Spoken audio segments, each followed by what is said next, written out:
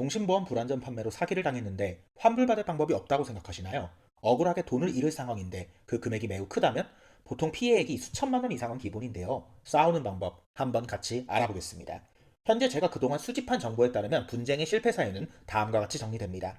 먼저 첫 번째는 금감원이 소비자의 말과 증거를 무시하고 보험사 편을 들어서 불합리한 결정을 합니다. 그동안 계속 제가 영상으로 말씀드렸듯이 금감원의 민원 담당자들이 불합리한 판결을 할 때가 자주 있는데 이로 인한 피해자가 현재 가장 많은 상황입니다. 그리고 두 번째는 금감원은 보험사의 과실을 인정하나 보험사와 설계사가 책임을 회피하고 답변을 거부하는 것입니다. 이런 경우 금감원은 보험사에게 강제로 환불 명령을 할 수 있습니다. 그러므로 금감원 측에서 확실하게 보험사의 잘못을 인지한 경우 강제 환불 집행 명령이 가능하도록 강력히 요구하시면 돈을 받을 가능성이 높아집니다.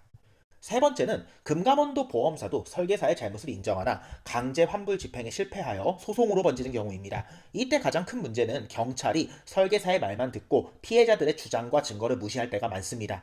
설계사들은 말을 잘하는 사람들이기 때문에 애초에 유리한 위치를 점하는 법을 잘 알고 투쟁을 시작합니다. 현재 이런 소송까지 갔지만 투쟁의 방법을 잘 알지 못해 기각 사태가 벌어지는 경우도 계속 일어나고 있습니다. 국가에서 피해자의 피해 사실을 방임하여 사기 금액을 돌려받을 수 없는 상태가 된 것이죠. 자, 그렇다면 이런 난공불락의 보험사, 금감원, 심지어 검찰과 경찰까지 상대해야 하는 우리가 반드시 가져야 할 필수 무기는 무엇일까요? 바로 증거와 증인입니다. 그런데 보통 이 설계사들과 대화한 내용을 녹음하거나 문자로 기록을 남기지 않기 때문에 승리가 어려울 확률이 높습니다. 어떻게 해야 승리할 수 있을까요? 먼저 사기라는 걸 깨닫게 된 시점부터 시작하겠습니다. 우리에게 필요한 건 종신보험이 저축성 보험이라고 안내하는 그 실제 자료입니다. 간단하게 내가 가입한 종신보험이 사기라는 사실을 알았다면 절대 먼저 신고해서는 안 됩니다. 설계사와 다시 접촉하여 본인이 가입한 보험 상품에 대해 조심스럽게 물어보십시오. 가입 당시 저축성 보험으로 안내했는데 그럼 수익을 얼마나 받을 수 있는지 알려달라고 말해볼 수도 있겠죠. 여러 방법으로 상대의 불법 행위를 자백하는 문자나 녹취를 반드시 받아내셔야 합니다. 녹취라는 강력한 증거가 준비되었다면 다음엔 먼저 보험사에 그 녹취를 불만으로 접수하고 사기당한 사실을 고발하는 것입니다.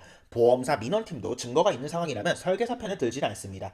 빠르게 정리하는 것이 회사 이미지상 유리하기 때문이죠. 그러나 보험사에서 설계사와 연락이 두절되었다는 등 여러 이유로 거절을 시도할 시 금감원에 바로 증거들을 접수하셔야 합니다. 금감원의 경우 증거가 확실하면 보험사에서 핑계를 계속 대더라도 강제로 환불 절차를 집행할 수 있습니다. 또 설령 거기서 금감원이 강제 집행에 실패한다고 해도 금감원이 불법행위라고 금융법상 위법행위를 인정하는 발언을 하는 녹취를 여러분이 가지게 된다면 민형사상의 소송에서 승소할 확률이 높아집니다.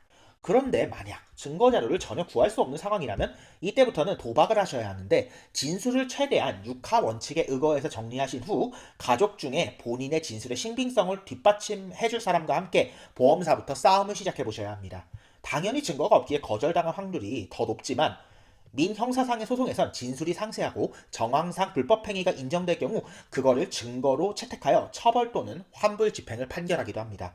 그래서 무조건 포기하거나 감정적인 싸움은 자제하시고 전략적으로 돈을 돌려받아 내시면 됩니다. 저번 시간에 예고했던 황영기 고발 영상은 자료 수집이 지연되어 제작이 늦어지고 있으나 빠른 시일 내 공개할 수 있도록 하겠습니다.